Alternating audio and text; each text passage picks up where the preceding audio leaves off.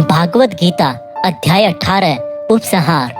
दोस्तों, गीता के 18वें और आखिरी चैप्टर में हम जानेंगे कि क्या त्याग और संन्यास एक ही है। इस पूरे गीता ग्रंथ का निचोड़ भी आपको इसी चैप्टर में मिल जाएगा, इसलिए आपको इस चैप्टर को लास्ट तक ध्यान से सुनना चाहिए। अर्जुन बोले, हे कृष्ण, मैं त्याग और संन्यास के बारे में जानना चाहता हूँ। श्री कृष्ण ने उत्तर दिया कि अर्जुन, इस संसार में कुछ लोग कर्मों के फलों को छोड़ने को त्याग कहते हैं, और अगर कर्मों को ही त्याग दे तो उसको संन्यास कहते हैं। कुछ लोग सभी कर्मों को दोष भरे और सभी दुखों का कारण मानकर उनका त्याग करने के लिए बोलते हैं, और कुछ लोग बोलते हैं कि यज्ञ, तप और दान वाले कर्म कभी भी नहीं त्यागने चाहिए। इसलिए अर्जुन, अब तू मेरे से त्याग और संन्यास को अच्छी तरह से समझ। इन दोनों में से मैं त्याग को पहले बताऊंगा, क्योंकि यह त्याग भी 3 तरह का होता है, सात्विक, राजस और तामस।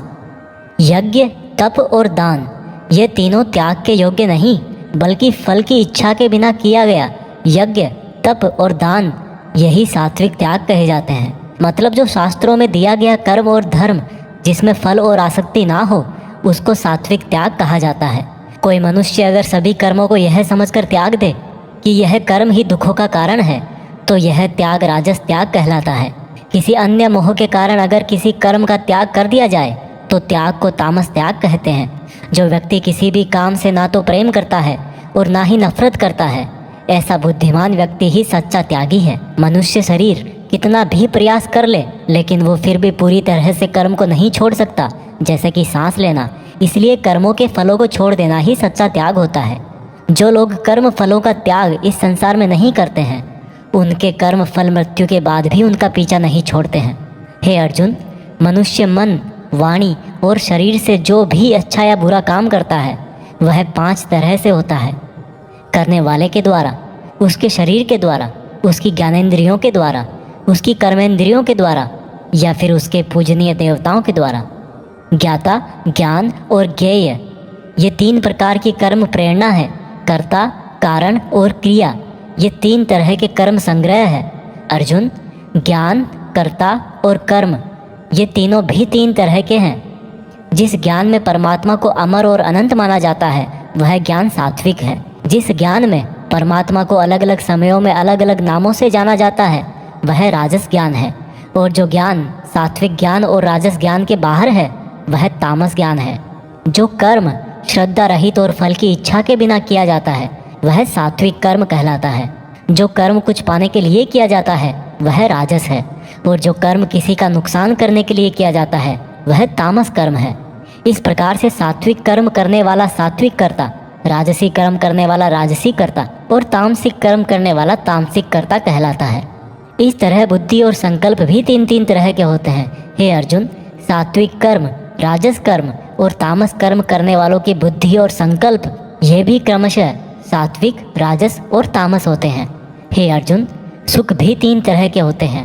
बिना किसी कर्म फल के परम ब्रह्म में ध्यान लगाकर मिलने वाला सुख सात्विक सुख होता है।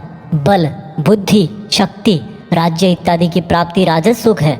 नींद, आलस्य और वासना इत्यादि तामस सुख है। इस पूरे ब्रह्मांड में इन तीनों प्रकार के अलावा और कुछ भी नहीं है। हे अर्जुन, ब्राह्मण, क्षत्रिय, वैश्य और शूद्र, इन चारों के कर्म इनके गुणों के आधार पर बांटे गए हैं।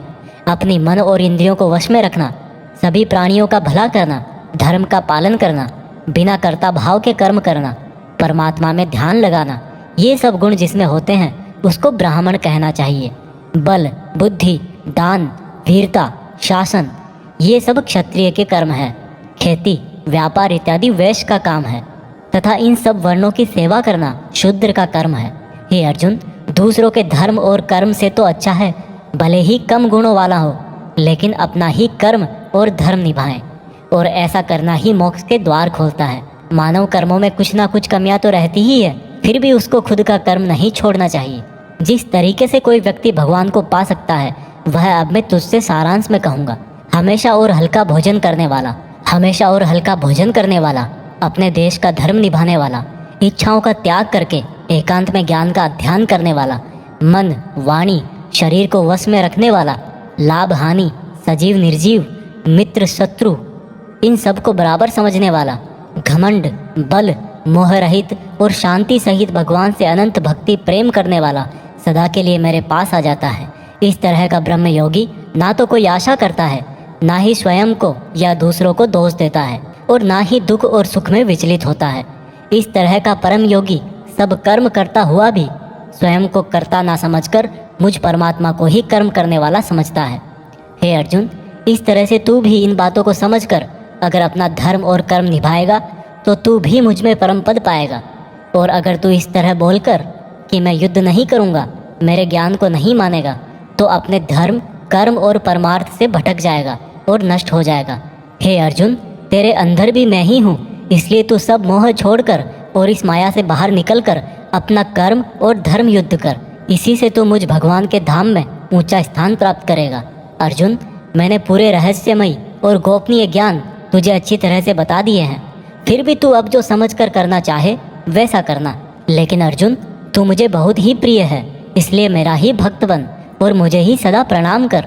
मैं प्रतिज्ञा करता हूँ कि ऐसा करने से तू मेरे ही पास आएगा। फिर भी यदि तुझे ऐसा लग रहा है कि तू पाप करने जा रहा है, तो जब तू मेरी ही शरण में आ जाएगा तो मैं तेरे पूरे पापों को माफ़ कर दूंगा। इसलिए तू दुखी मत हो। और अर्जुन, तू इस दिव्य ज्ञान को उस व्यक्ति से मत कहना जो इसको सुनना नहीं चाहता, या भक्ति और कर्म नहीं करना चाहता, या परमात्मा में दोष निकालता हो। परंतु तू जिस भी मेरे भक्त को मेरा प्रिय समझकर यह ज्ञान कहेगा, वह भक्त इस संसार में मेरा सबसे प्रिय भक्त होगा। इस गीता ज्ञान को समझना ही वास्तविक ज्ञान यज्ञ है, और इस ज्ञान यज्ञ से भी कोई भक्त मुझे प्राप्त कर सकता है। हे अर्जुन, अब मुझे यह बता, क्या तेरा अज्ञान मिट गया है? अर्जुन उठकर बोले, हे परम ब्रह्म श्री कृष्ण, मैंने आपका संपूर्ण ज्ञान अपनी बुद्धि में बिठा लिया है और अब मैं स्थिर हूँ, और जैसा आपने मार्गदर्शन किया है मैं ठीक उसी प्रकार से अपने कर्तव्य और धर्म का पालन करूँगा। दोस्तों, चाहे कितनी भी मुश्किलें आए, जो इंसान खुद भगवान कृष्ण की इन बताई गई बातों को फॉलो करता है, उनको अपने जीवन में उतारता है, उसकी ना केवल पूरी प्रॉब्लम सॉल्व हो जाती है, बल्कि उसे जीने का, अपने सपनों को हासिल करने का तरीका भी पता लग जाता है। कुछ लोग ये भी बोलते हैं कि गीता ज्ञान सिर्फ हिंदू धर्मों का ग्रंथ है, जबकि भगवान ने खुद कहा है कि व्यक्ति जाति और धर्म से नहीं, गुणों से ब्राह्मण होता है, और इस भागवत गीता पर सभी मनुष्यों का बराबर हक है। आज की ये दुनिया कर्म भूमि है। कर्म और मेहनत का सिद्धांत सबके लिए एक होता है। इसलिए आप सब लोग इस गीता ज्ञान को बार बार सुने, हर एज के पुरुष और महिलाओं को सुनाएं, ताकि आप अपनी कर्म स्थल के अर्जुन बनकर अपने जीवन का लक्ष्य हासिल कर सको। जय श्री कृष्णा। जय हिंद। वंदे मातरम।